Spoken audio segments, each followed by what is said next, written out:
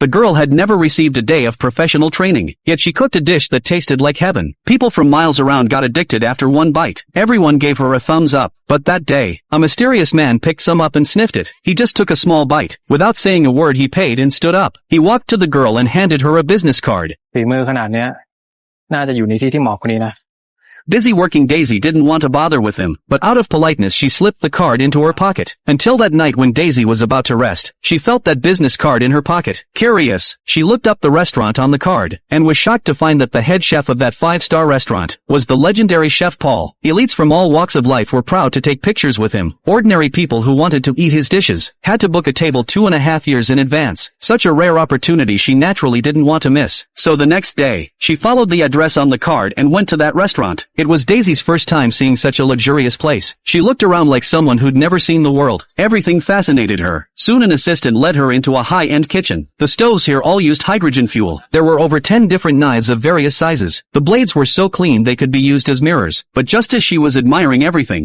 วางลงเดี๋ยวนี้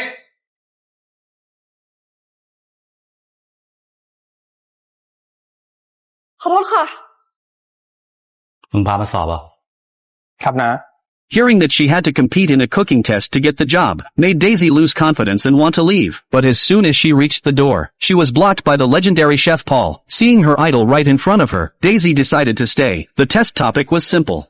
ข้าวผัด The man with glasses almost burst out laughing. For someone from a Michelin restaurant, this was child's play. With full confidence he served a bowl of steaming fried rice, while Daisy took out a box of leftover rice from the fridge, and picked 2 round fresh rooster eggs. When the peanut oil coated the bottom of the pan, she poured in the eggs and started stirring fast. When they were about 80% cooked she added the cold rice. Everything she did was typical street food style. Her opponent used low heat and patience, but she went for high heat and speed. Finally both dishes were ready. One looked delicious, the other looked plain. The head chef picked up his spoon. He glanced at the man's fried rice, then turned to scoop Daisy's. He just sniffed it and told the man.